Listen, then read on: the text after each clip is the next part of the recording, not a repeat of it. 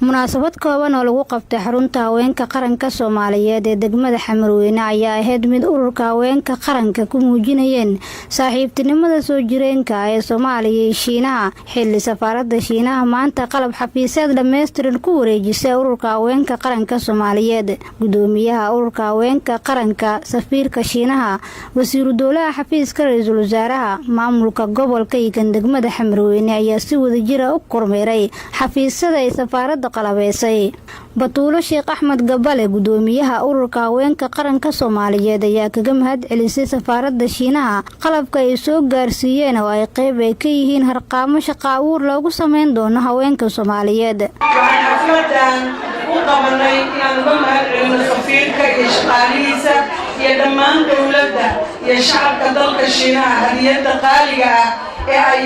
kusoo gudbiyeen haweenka Soomaaliyeed oo garab qabashada ah taasoo ka kooban qalabka xafiiska iyo kombiyuutarro harqaamo iyo eesiyada loogu talagalay in lagu shaqeeyo waxay dib inoo xasuusinaysaa saaxiibnimada soo jireenka ee ka dhaxaysa labada shacab ee Soomaaliya iyo Shiinaha waxaan wada ognahay in xiriirka Soomaaliya iyo Shiinuhu uu soo bilowday qarniyaal hore safiirka Shiinaha u fadhiya Soomaaliya ayaa sheegay in haweenka Soomaaliyeed ay yihiin kuwa mar waliba ka qayb qaata horumarka dalkooda ka dawlad ahaan ay la shaqeyn doonaan ururka Hawenka qaranka isla markaana ay ka saacidi doonaan sidii loo horumari lahaa Somali National Women Organization will play increasingly important role in your country. رجالنا أولنا وين قرق الصومال إنه مركز دمبيسدور وحويسائلة وكعيار مركز يدب صنولي وحوي الصومالي. Chinese side is willing to strengthen cooperation with SNAWO and develop more exchange and cooperation. dhinaceenna Shiinaha haddaan nahay waxaan maaragta diyaar u nahay wada shaqaynta ururka Hawenka qaranka Soomaaliyeed wasiiru dowladda xafiiska ra'iisul wasaaraha Cabdullaahi Xamuud Maxamed oo gabagabadii munaasabada ka hadlay ayaa sheegay Shiinaha iyo Soomaaliya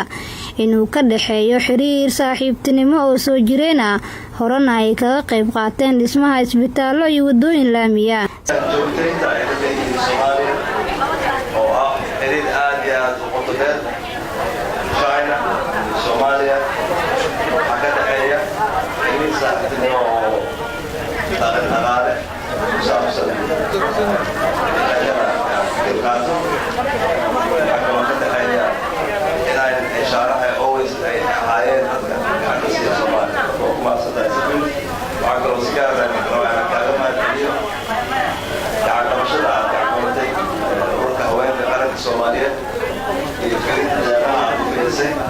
safiirka Shiinaha oo xirnaa dharka dhaqanka Soomaaliyeed ayaa la Gudonsiiyay qudradda dalkeena ka baxda iyo agabka hidaha iyo dhaqanka Soomaaliyeed